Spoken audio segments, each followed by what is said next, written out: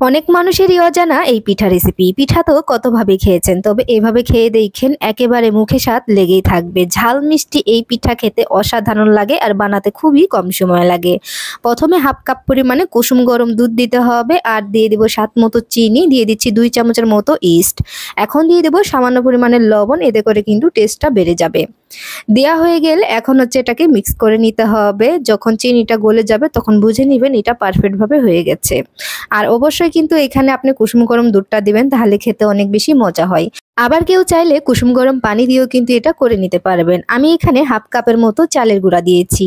আমি এখানে শুকনা চালের গুঁড়াটা দিয়েছি, আর শুকনা চালের গুঁড়াটা দিলে কিন্তু খেতে অনেক বেশি ভালো লাগে। আর দিয়েছি এখানে হাফ কাপের মতো ময়দা। দেওয়া হয়ে গেলে আমি এভাবে করে মিক্স করে নিচ্ছি। শুকনা চালের গুঁড়া দিয়ে যদি পিঠাটা বানান তাহলে অনেক বেশি মচমচে হয়, খেতে অনেক বেশি ভালো লাগে। কামড়ে কামড়ে বোঝা যায় যে আসলে আপনি কি খাচ্ছেন। তো এখন ভালো করে মিক্স করে নিয়েছি। মিক্স হয়ে গেলে একটা ঢাকনা দিয়ে ঢেকে আমি 10 মিনিটের জন্য রেখে দিয়েছি। 10 মিনিট পরে আমি একটা ডিম দিয়ে দিব এখানে, আর দিয়ে দিচ্ছি এখানে কাঁচা মরিচ। মরিচটা কিন্তু আপনারা কমিয়ে বাড়িয়ে দিতে পারেন, কারণ ঝালটা অনেকে কম খায়, অনেকে বেশি খায়। যার যার টেস্ট অনুযায়ী দিতে পারেন, কোনো সমস্যা নেই। তারপরে দিয়েছি এখানে ধনিয়া পাতা কুচি। ধনিয়া পাতাটা একটু বাড়িয়ে দিয়েছি, কারণ ধনিয়া পাতাটা অনেক বেশি ভালো লাগে আর ফ্লেভারটা অসাধারণ লাগে। দিয়ে দেবো এখানে সামান্য পরিমাণে হলুদের গুঁড়া, সামান্য পরিমাণে মরিচের গুঁড়া। চাইলে কিন্তু হলুদের গুঁড়াটা স্কিপ করতে পারেন, এটা যে দিতে হবে এমন কোনো কথা নেই। তবে আমি দিচ্ছি, এটার কালারটা একটু সুন্দর আসবে, দেখতে ভালো লাগবে। এখন এভাবে করে আমি মিক্স করে নিব আবারও। তো ব্যাটারটা হয়তো আপনারা দেখে বুঝতেই পারছেন যে এটার ঘনত্বটা আসলে কেমন হবে। খুব বেশি পাতলা করা যাবে না, আবার খুব বেশি ভারীও করা যাবে না। এটা এমন করে নিতে হবে ঠিক যেরকম আমরা তেলের পিঠা ভাজি ওই সিস্টেমের করেই কিন্তু নিতে হবে। তো আমি আগে থেকে কিন্তু তেলটা গরম করে রেখে দিয়েছি। এখন পিঠাগুলা দিয়ে দিব। তো প্রথমে একটা পিঠা দিয়েছি, দিয়ে এভাবে করে নেব। এটা কিন্তু একটু আঁকাবাঁকা হতে পারে পিঠাগুলা, কোনো সমস্যা নাই।